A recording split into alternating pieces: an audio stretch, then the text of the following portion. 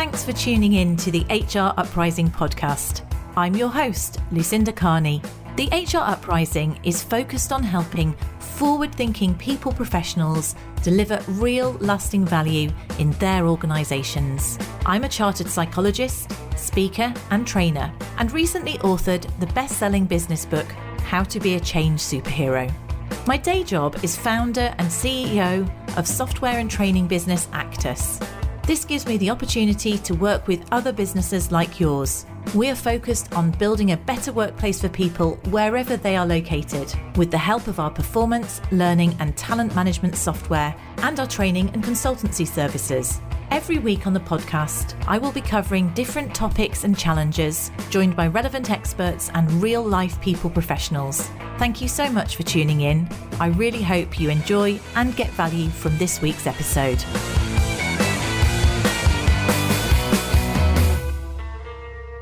Hello and welcome to this week's HR Uprising podcast. And this week I'm talking to Anna Eliatamby, and I'm so interested in her background, or your background, Anna. I'll let people explain. I mean, you're a clinical psychologist and an executive coach, but that's really just scraping the surface. You've had a very interesting career. You were currently doing work for the UN. You've worked in 47 countries, and you're co-author of a book, Healing Self-Care for Leaders and Their Teams.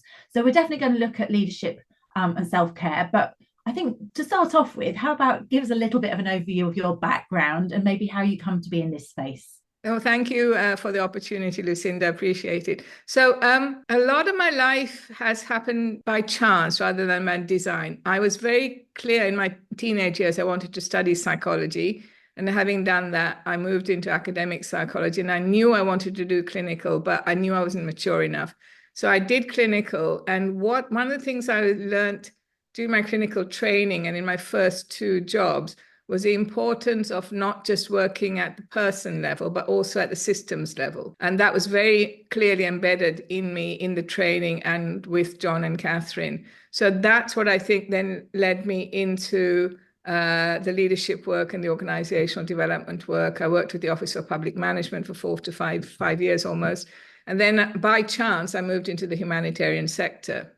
And again, you work at different levels and interventions. And the last role I had before I officially retired was a global role to bring in a mental health and well-being strategy for IOM, which is UN migration. And the reason why leadership and negativity is important has become something I sort of looked at and sort of in a way specialized in is whatever I did from when I was a nursing assistant to when I had a global role, you have to factor that in.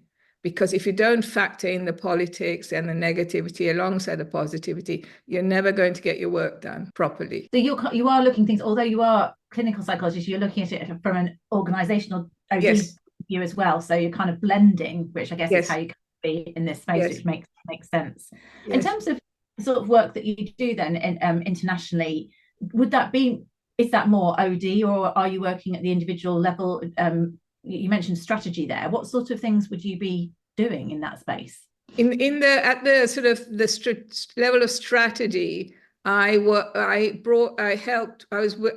the intervention that ended up with the UN global mental health strategy. They just revised it, and I was involved as I was more advisory since I'm officially retired, which I'm not really properly retired.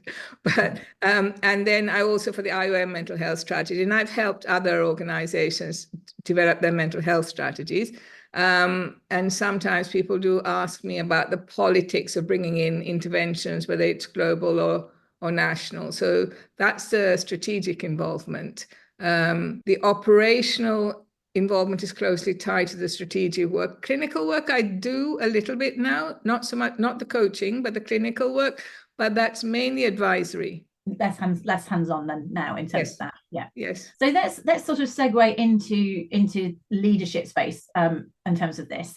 And one of the things in terms of your book and the sort of things that you specialize in is really understanding as leaders and as HR professionals supporting leaders, or as HR professionals being leaders, what sort of things, do we have to be wary of because they might negatively affect our well-being? What sort of things do you come across that people have to be alert to that destroy it? I think the first thing is to understand the pressures that you're under and the workload that you're doing, because very often people dive in to their work, especially at senior levels, and they run from meeting to meeting and issue to issue, and then they very rarely lift above, either for the work itself, to look at the synergies across the work and whether the work they're doing actually makes sense. And secondly, they very often forget to look after themselves. And the third thing is they often are not very good at recognizing those negative habits in themselves that perpetuate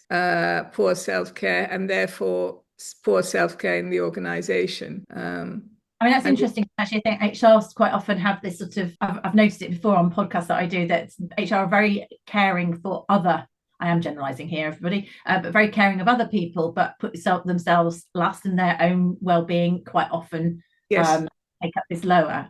Yes. I don't know. And so acknowledging that is one thing. Yes. And that's something that you see quite commonly, I'm guessing. Actually, this is a question, because I actually recognize this in myself. Right. I'm not very good at recognizing that I'm actually under pressure or stress.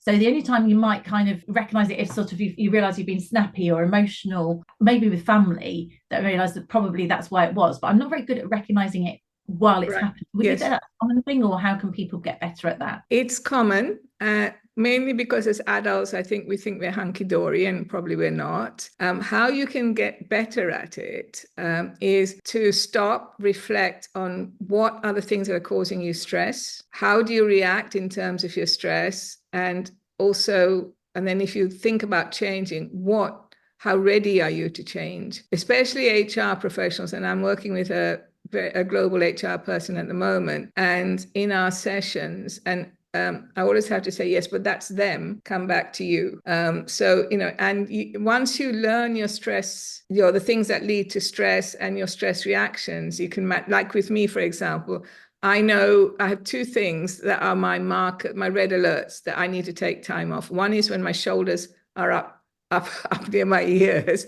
And the other thing is very odd, but when I start double checking, triple checking, quadruple checking that I've locked all the doors. And if I start doing that, then I know I need to slow down. So recognizing your own tells, basically. Yes. And I guess equally having things that help you unwind or remove those. So you would slow down. What sort of things would you recommend people do in terms of, once you recognize that? So you said self-reflection is one key thing. Yes. I know for me, exercise is something, or sports, or sort of team sports, that helps me a lot, because it takes my mind to sort of active relaxation. Exactly. Yeah. Checking your breathing, because that if you're breathing properly, you're going to be better. And just putting in pauses. Greg Parston, he's got a section in the book. And he talks about in his section, he talks about one of his early chief executives. More or less strongly suggested that he didn't do anything on Thursday mornings, and he hated it. But he said that was the best lesson he's ever learned, because that's when he stops and thinks about the why of it, makes time to look after himself. And it's just very simple thing. Sorry? So block some time out. Don't let that diary be chocker. And when you say do nothing, would that mean literally nothing, or something? Yes.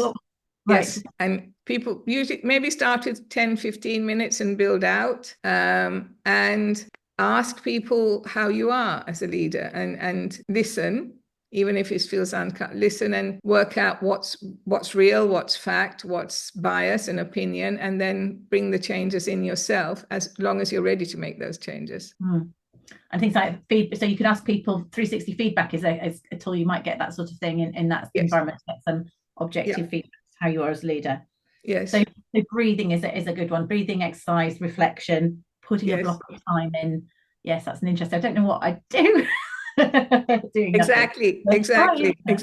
It took me a long time, but now one of the things I do about once a month is I have a day where I don't look at my social media or emails.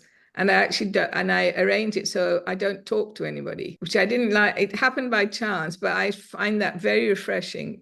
Maybe because I have a few introverted qualities, but I find it very refreshing, and I miss it when I don't do it.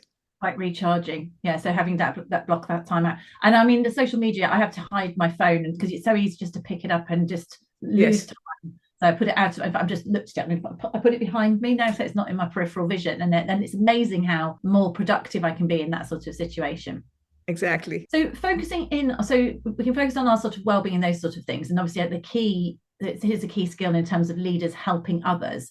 But I know you've also got experience in spotting toxicity, bullying, those sort of things. And we will have people out there who perhaps have some suspicions or concerns about that happening in their organisations, or there might be some sort of tells or things. What advice have you got in that area? I think it depends on where you are in the organization. If you're the person who's being bullied, it's very difficult you may recognize it, you may find it problematic naming it, and then deciding to do something about it. Depends on how courageous you feel and how the organization historically responds.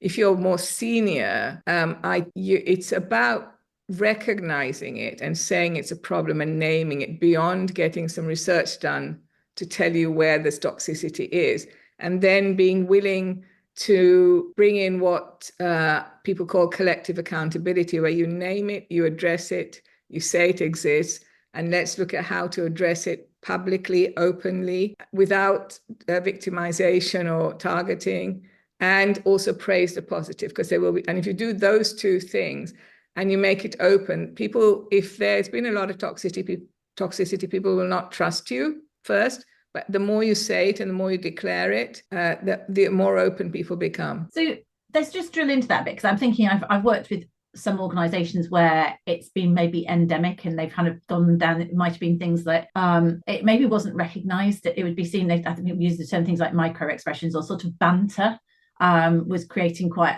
a toxic environment, particularly in a gender toxic, women feeling quite threatened, and I've seen this in quite unionized environments.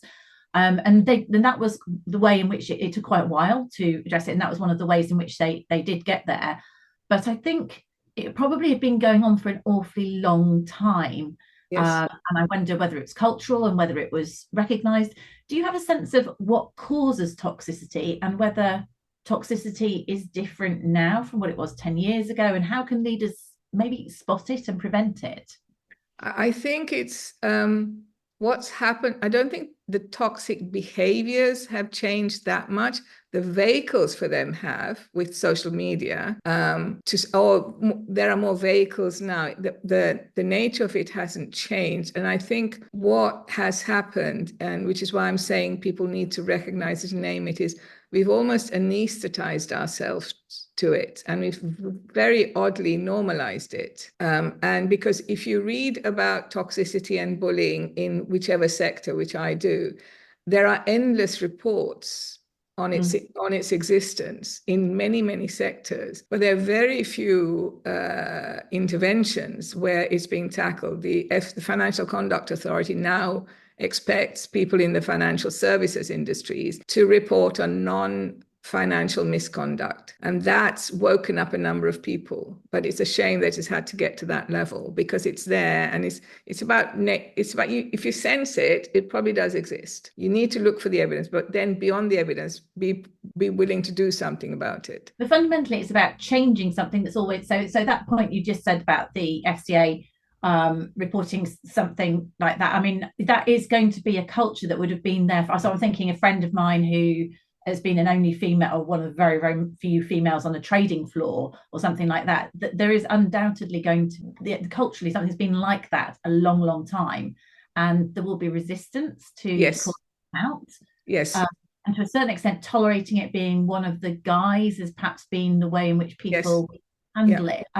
So it's tricky for people to raise, but basically you're saying the FCA is sort of trying to, bodies are trying to, right, this isn't okay. And I suppose this comes back to leadership, isn't it? So a leadership body, and then you need the leaders to call it out and to say this kind of behavior is not okay. Yes, and to expect a fight on your hands, because the people carrying out those behaviors, the history has enabled them. They very often will not have had any feedback on it. And this is like when I used to do the clinical work I used to do with people with challenging needs and behaviors. And it's the same thing. Someone had been behaving in a particular way for 20 years. They hadn't had the help they needed. So when we came in with an intervention to help them change, the first thing they would do is test us, because we would be the first people who would say, no, this is not helping you or anybody else. This is what we'd like you to think about changing. And the same with people who have that reputation of being bullies or harassers.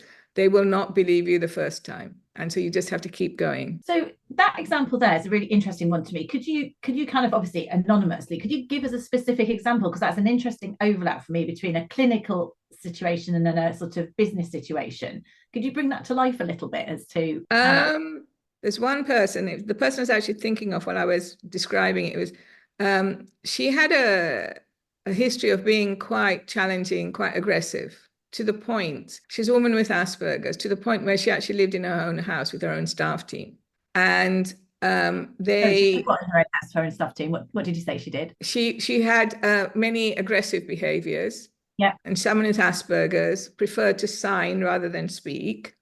And so what was happening when we became involved was there was a particular routine that was prepared for her, which actually encouraged her aggressive behaviors. Because if she became distressed, staff would accompany her to a chair, sit next to her. Once she calmed down, they'd move away. And then once she further calmed down, they moved away again. But that became a game to her because she'd pretend to calm down, then she'd attack, then she'd attack. So all we did was in the sofa actually that she sat in on the wall, we put a range of strategies that she could use to calm herself down, to get her to stop and think and reflect. And we making sure that the house is safe and secure, that she, the staff just moved away and just went behind a door. They could see her, but just to help her calm down. And she actually didn't like that because she said, I'm bored now. I can't. I was there the first time they tried it. I can't do this. I can't go for you now. So then she learned different. So if you transpose that to the work situation, somebody's been behaving, and even if a manager tries to tackle aggressive behaviors or negative behaviors, and the manager just says, can you please stop it? Person won't do it, and then the manager walks away because there's been, whereas if you help the person learn why and how to be different, then you're going to get a better result from that and help the person as well as the people who are being targeted. I mean, that's a very interesting situation, isn't it? Because I can hardly imagine how hard it is, a responsibility on the employees to help the leader decompress is quite tough in its own right, and the sort of level of the sport there, and I can see that there is a mental, there's a sort of a reason for that, but that probably does lead on to the so it's not just the victims of bullying that probably need help. So if you've got someone who's bullying in the workplace, you're saying you need to help them. I suppose there's something about self-awareness, but it's not just about telling people. You're saying it's maybe understanding. Would you say in your experience that there are causes of people choosing to be or behaving in a bullying way? What sort of things? There are causes, and it's very rare that they fit one of the so-called dark triad, which I have big concerns about because they're making diagnostic decisions without a lot of backing. But it's very rare that somebody is intentionally using those behaviors. It's very rare. What's more common is that's what they've learned to cope and survive. Insecurity may be behind it. It's maybe what they know.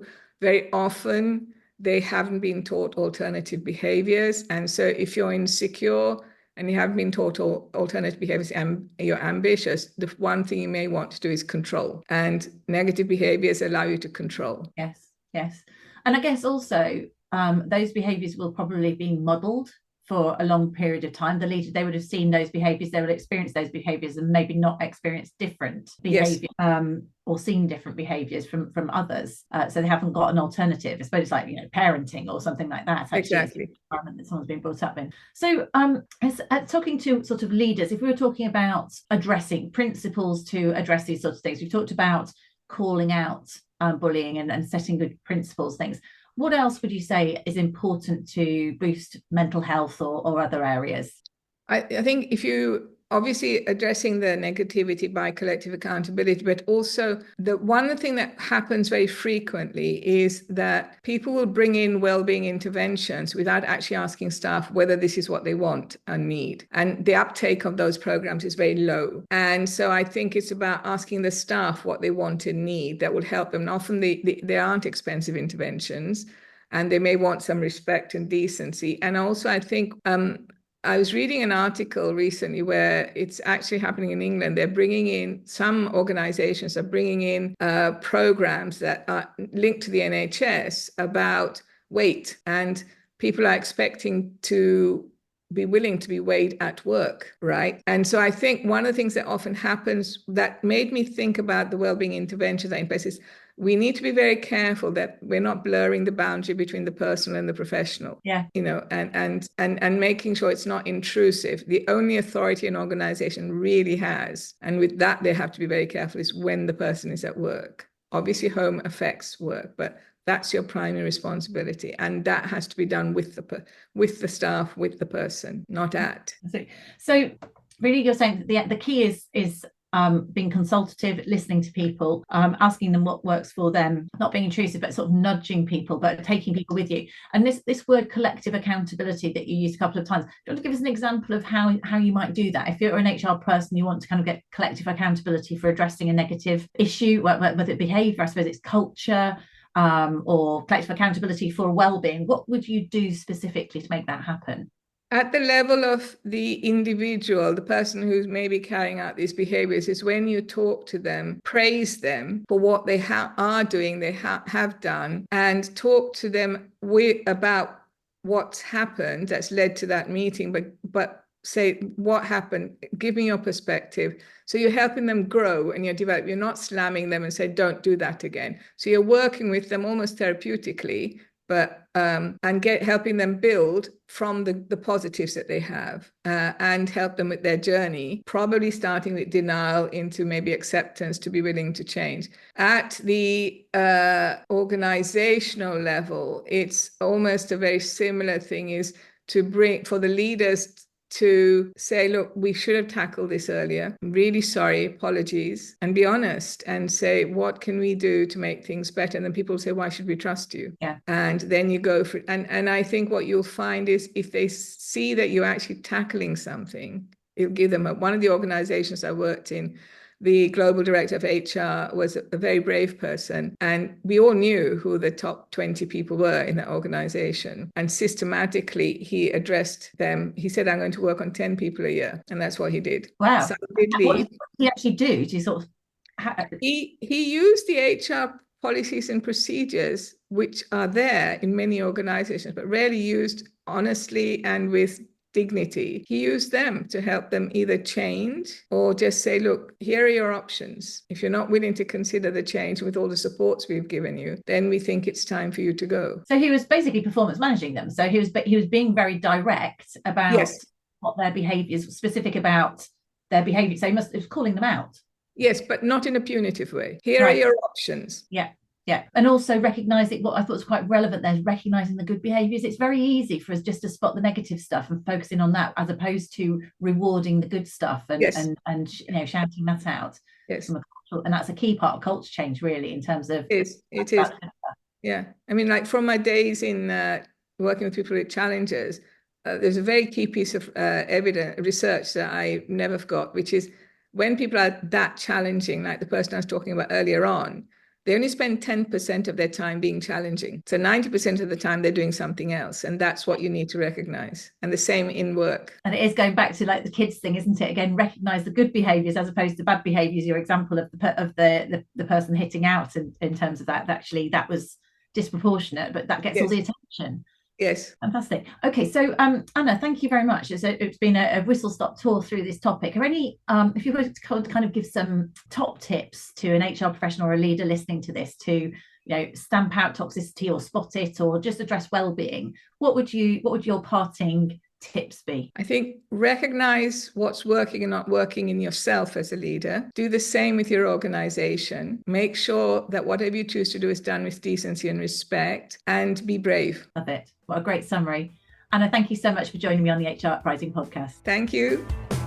I really hope you found this week's episode useful and enjoyable. If you did, perhaps you could recommend us to a friend or colleague, or give us a review on your platform of choice. It really helps new listeners to find us. Now you can access links to any of the information mentioned in this show via the website www.hruprising.com. Further free resources are also available at www.actus.co.uk. There you can also find out more about our software and training solutions. Finally, why not join our LinkedIn group, The HR Uprising, to share ideas and collaborate with other like-minded people professionals. Thank you for listening to the HR Uprising podcast.